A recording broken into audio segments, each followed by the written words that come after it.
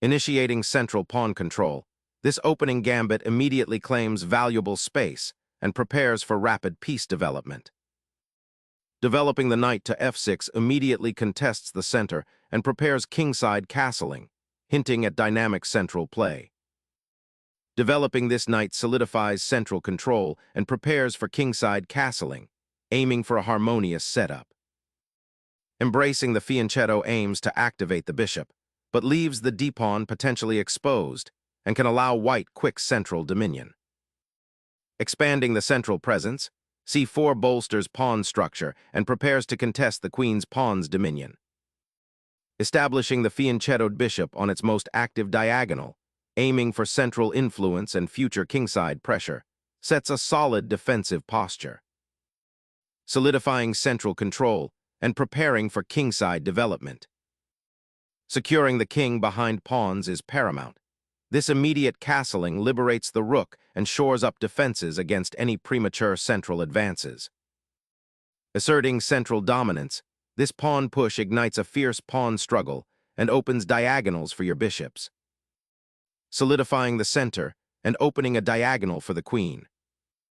Securing the central pawn with a subtle piece development, white aims to solidify their space advantage and prepare for further central expansion, potentially targeting the d-file. The knight establishes a solid defensive post, preparing to support a central pawn push or swing over to the kingside, a wonderfully quiet coordination after the early pawn advances. Opening the diagonal for the queen and king's bishop, white aims to pressure black's queenside and potentially launch an early attack. A curious knight venturing to the edge of the board, often a sign of an unbalanced positional battle where piece activity might soon trump central presence, creating subtle weaknesses around the kingside if not carefully managed. Reinforcing the central pawn structure and preparing to activate the kingside rook, this development subtly aims to curb black's adventurous knight. Challenging the center immediately creates an unbalanced pawn structure, potentially opening lines for your pieces as white's kingside structure might become weak if they push forward. Opening the d-file invites immediate confrontation, forcing black to decide whether to recapture with the knight or pawn, each choice altering the pawn structure and opening up new possibilities for both sides. Opening the center now clarifies the pawn structure, immediately bringing the knight into a more active central role and preparing to challenge white's central pawn. Initiating pressure on the e5 pawn, while simultaneously preparing for kingside castling, aims to disrupt black's pawn structure and potentially open lines towards the enemy monarch. Solidifying the queenside pawn structure now aims to prevent white's c-pawn from advancing further and potentially creating weaknesses, while also preparing for potential pawn breaks like c5 down the line. Castling here reinforces the king's safety, tucking it away behind a pawn shield and connecting the rooks, a fundamental principle of opening play, while simultaneously preparing to bring the rook on h1 into active participation. The queen's repositioning now prepares to bolster the central pawn structure and potentially eye the kingside, although it subtly concedes some freedom of movement for the rooks in the immediate aftermath. Solidifying control of the central vertical, this deployment directly challenges black's ambitions on the c-file and prepares for potential pawn breaks or piece maneuvers originating from the d-file. Bringing the rook back to the e-file after white's aggressive central pawn push aims to contest the open line and prepare for potential battery formations, while simultaneously offering a flexible retreat if white's queen decides to investigate the d-file further.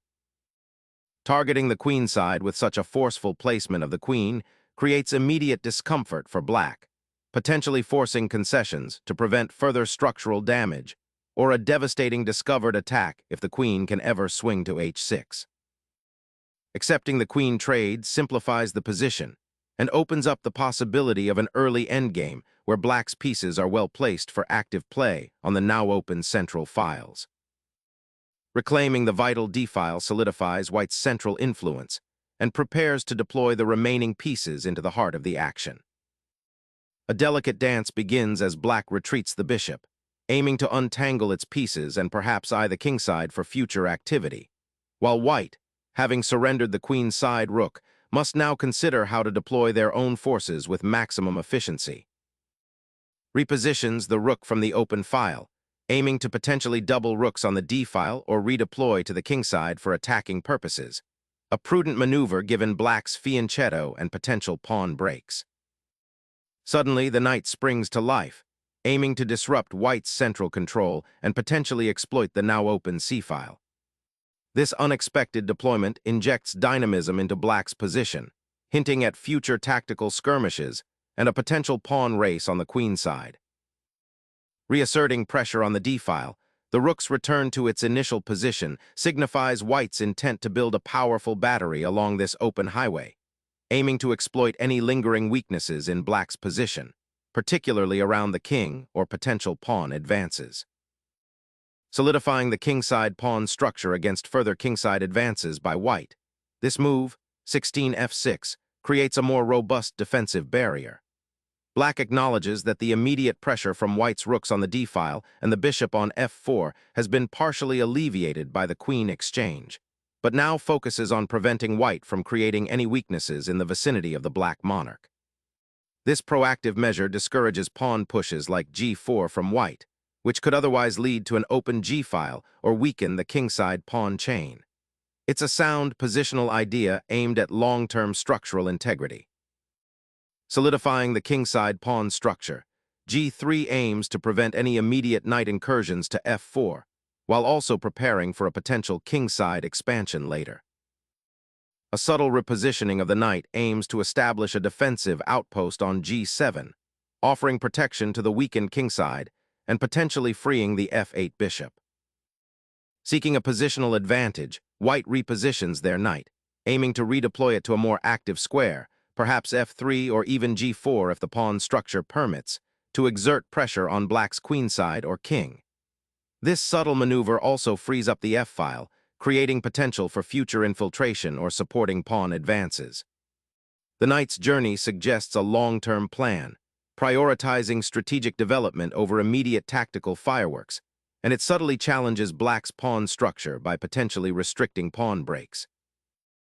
Liberating the queenside with this pawn thrust, black aims to break free from white's tightening grip and begin developing counterplay on that flank. Shifting the knight to c2 initiates a maneuver to reposition the piece, aiming to exert pressure on the queenside or potentially bolster the center by moving to e3.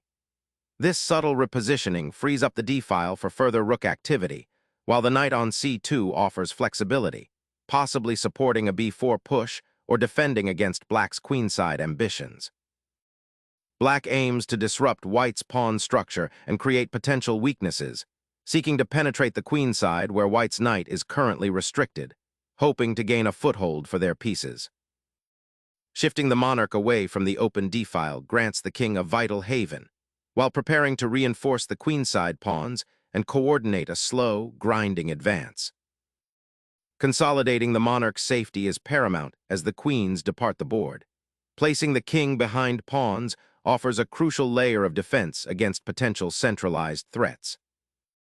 Solidifying the central pawn structure and preparing to advance the kingside pawns, f3 aims to restrict black's knight and create a stable foundation for further maneuvers, potentially opening lines for white's rooks or bishops. Black repositions the knight to a more active square, aiming to contest the d-file and potentially prepare a kingside expansion with g5. This maneuver also offers a potential rerouting for the other knight, which might find a comfortable home on f5 or e6 later. White repositions the bishop to a more active diagonal, eyeing the kingside and preparing to support a potential queenside expansion or kingside pawn storm. Pushing the f-pawn now fundamentally alters the kingside structure, aiming to pry open lines for the rook and bishop and create space for the knight to potentially redeploy, challenging white's central pawn chain and the confined king. The white king's repositioning to h1 aims to secure a more robust defensive posture, anticipating potential threats along the newly opened g-file or diagonal pressure. This defensive maneuver, a common prophylactic measure, subtly reinforces the kingside, creating an escape route should the center collapse or enemy pieces penetrate. Safeguarding the monarch is paramount, especially with black's increased pawn activity and piece coordination, signaling a desire to avoid immediate tactical skirmishes and focus on solidifying the structure. Unleashing a pawn storm here risks creating weaknesses on the queen side and exposing your king to potential counterplay, especially with white's pieces poised to infiltrate.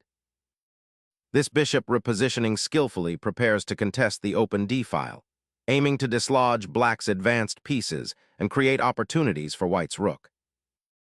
Unleashing the kingside pawn storm, black aims to create dynamic counterplay and dislodge white's entrenched pieces, potentially opening lines for the rook on the h-file and creating shelter for the king. A calculated attempt to seize the initiative by challenging black's bishop and forcing a commitment in the pawn structure. Black immediately seeks to disrupt white's pawn structure and open lines for his pieces. By advancing the b-pawn, he aims to create dynamic counterplay on the queen side, potentially targeting the c3 pawn or using the newly created queenside space to maneuver his knight. This aggressive push also prepares to challenge white's spatial advantage and could lead to a more open game where tactical opportunities might arise for black. Unleashing a knight's potential from its passive square, Ni seeks to infiltrate the kingside, preparing a potential foray through f4 or g3, aiming to disrupt black's pawn structure and exploit the open files for white's rooks. Disrupting the pawn chain opens lines but creates weaknesses. White's g-file will become a target. Opening the h-file creates immediate dynamism. White is now poised to penetrate black's queenside pawn structure and exploit the newfound space for aggressive intentions. Unlocking the queenside's potential, the bishop pivots to the active diagonal, creating immediate pressure and setting the stage for a potential queenside pawn advance. Exploiting the doubled pawns and the open c-file, this exchange forcibly simplifies the position while aiming to activate white's rook and potentially pressure black's weakened pawn structure. Black reclaims the bishop, aiming to activate their pieces more effectively now that a significant exchange has occurred on the queen side. This maneuver seeks to improve the bishop's scope and potentially prepare for future pawn breaks or piece repositioning on the kingside, where black's pieces have been somewhat cramped. Exploiting a pin, the rook descends to the 7th rank, creating immediate pressure on the king and aiming to disrupt black's defensive structure by forcing pawn exchanges or creating tactical threats.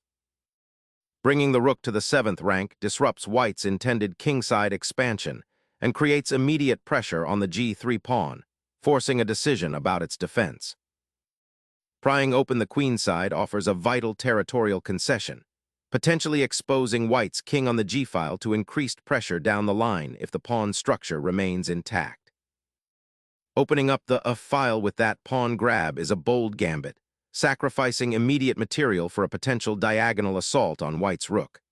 However, it exposes your king's shelter and invites white's queen to dominate the now vacant light squares, potentially isolating your remaining pieces on the queen side. Opening the a-file with this capture immediately exploits the pin on the e7 rook, forcing a concession of material or a significant positional disadvantage. Unleashing the knight to g5 creates immediate pressure on the weakened kingside, aiming to disrupt white's pawn structure and exploit the king's somewhat exposed position. Refocusing the bishop to patrol the critical kingside diagonals opens up new attacking avenues and strengthens the defense of the weak pawns. Unleashing a pawn storm toward the enemy monarch creates immediate, undeniable pressure, aiming to pry open the king's defenses before reinforcements can arrive. Suddenly, the pawn avalanche on the kingside breaks open the position, creating immediate attacking chances for white by opening the h-file directly towards the black king. Unleashing a pawn on the h-file, black initiates a desperate gambit for counterplay, sacrificing material to open lines around white's somewhat exposed king. This audacious pawn thrust, while seemingly crude, aims to disrupt white's carefully constructed central control and create weaknesses, potentially leading to a tactical melee where black's remaining pieces can find active squares. Unleashing the pawn's offensive potential, this pawn push shatters the defensive pawn chain and carves open a path for the rook to infiltrate the 7th rank, directly threatening the exposed black king. A desperate gambit to expose the white king, hoping the open file can initiate a swift attack, though it leaves the black king somewhat exposed itself. Reinforcing the bishop's post on the h3 square creates a crucial defensive outpost, indirectly bolstering the king's safety while simultaneously preparing to contest the critical h-file, potentially forcing a decisive confrontation. Sacrificing the rook here, a bold gambit, seizes the critical open h-file and forces the white king into an exposed position, potentially leading to swift mating attacks. The king, exposed on the open diagonal, now scrambles for safety as the remaining rook on the 7th rank faces a swift counterattack, forcing a difficult decision for white between protecting the piece or preserving the monarch. The king's sudden exposure to the open file with that royal check demands immediate attention. Black brilliantly exploits the weakened structure and the white monarch's exposed position, initiating a fierce assault that will likely force a defensive maneuver or costly material concession.